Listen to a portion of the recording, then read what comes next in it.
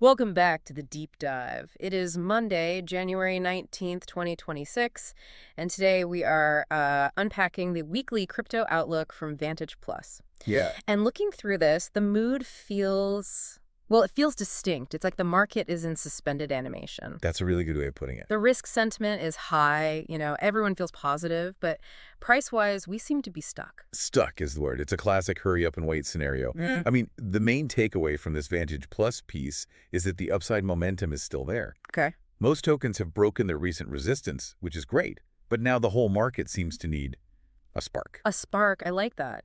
And naturally, when we talk about a market-wide spark, we're really looking at the heavy hitter. We're looking at Bitcoin. It's always the pace car. So what's the story there? Right now, BTC is trading at $95,242. But the price itself, I mean, that's not the most interesting number. Oh, what is? It's the floor, the support. Bitcoin successfully defended the big psychological zone of $90,000. Wow, okay. That feels huge. Holding 90K seems like a real line in the sand. It is. It absolutely is. By holding that line, we avoided a much deeper correction. Right. And because it held, the weekly chart now shows a clean break away from that sideways chop we were stuck in. The analysis suggests we're not far from the 50 moving average area. So if the floor is solid at 90K, what's the upside? The report mentions that $100,000 mark. It does, but it's about velocity. It's about speed. What do you mean? If BTC can hit the $100,000 level quickly, that momentum could just snowball. It could push it to a new all-time high. The odds are good, but it really hinges on that speed. Okay, so Bitcoin is revving its engine. Let's look at the rest of the fleet. What about Ethereum? It's trading at 33.20. Right.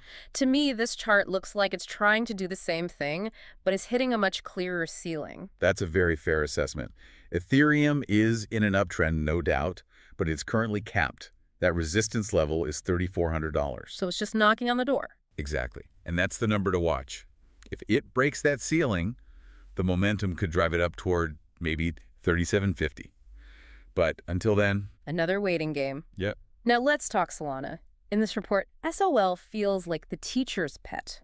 It really does. It's trading at 142.26, and the setup just looks so much cleaner than the others. Absolutely. Solana is trending higher to test $150. The path of least resistance here is pretty clearly up. So what's the target? Unless it breaks below what the report calls the danger zone at 120, the next real target is $180. So as long as we stay above 120, SOL is green. That's the idea. But then we get to Ripple, which sounds like the cautionary tale of the week. It's a bit of a dampener, you're right. Yeah. XRP is trading at $2.05. And technically, the sentiment is positive, but Yeah. the monthly chart has what the analysts call a big dent. A dent. That doesn't sound great. No, it just means the momentum is fading. You know, it tested that monthly high of 240, and ever since then, it's just been correcting downward. Okay, so what's the critical number for XRP? It's $1.85. 185. That's the support level. That's the floor. That is the absolute floor. If that support breaks, you should expect more downside. For XRP to really get back in the game, it needs to smash through that 250 psychological level. So it's on shaky ground until then. Very shaky ground. Okay, so to summarize the mission for this week, it's really a game of specific levels, isn't it? That's the technical view, yeah. We're watching Bitcoin hold 90K to chase that 100K dream. We're watching Solana protect 120. And we're watching XRP desperately try to hold on to 185. We're just waiting for that catalyst to turn sideways into up.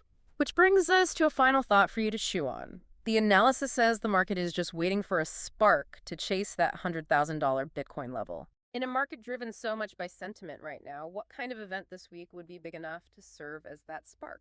Something to consider. Thanks for listening to this deep dive.